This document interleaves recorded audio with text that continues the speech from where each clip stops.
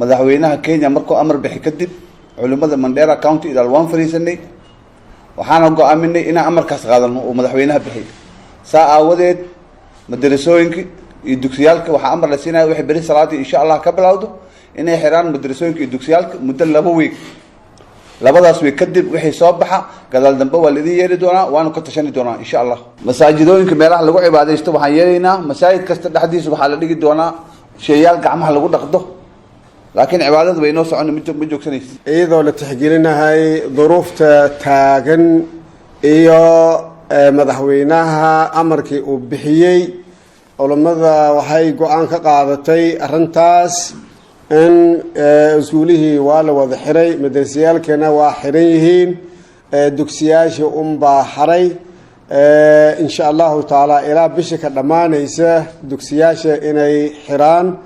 in la xiro waalidiinta in aruurtooda aad iyo aad ugu warqabaan muddadaas insha Allah taala waa la isku soo noqon doonaa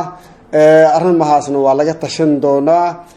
yaa loo malaynin oo dugsi nacabkiisa mase arrimahaas yaa loo qaadanin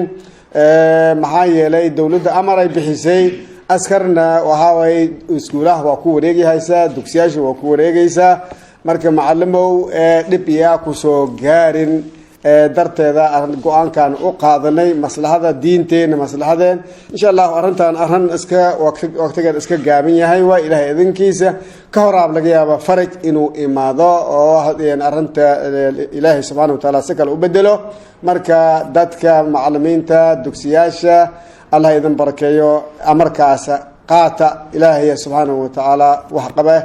sida culimada iga horeysay ay ku hadleen sheekheena Sheekh Ahmed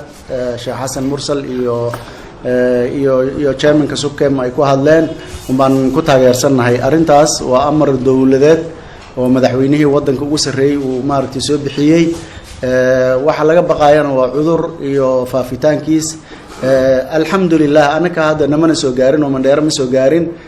Nairobi na waxa lagu sheegahay waa wax aad iskaga yar xaalad waxay noqon doontaa Ilaahay baa garanay oo maamul Ilaahay uu leeyahay inuu socdaa meelo badan naga la soo xariiri oo ka baxsan Mandera East ka baxsan oo culimadii war laga sugay oo la leeyahay maxaan sameeynaa sub county-yaalka kala kulli dad naga la soo xariiray markii waxaan leenahay go'aankaas ma isla wada qaadanayna oo ah in bisha intay ka dhamaanaysa iskuuladii sida iskuulada loo xiriyo loo fasaxay madaarista iyo dugsiyaalkana la fasaxa masaajidadana si looga heri karo ma jirto maxaa yeelay nadaafadu baan maartay aad u ilaalinayna laakiin ka herid ma jirto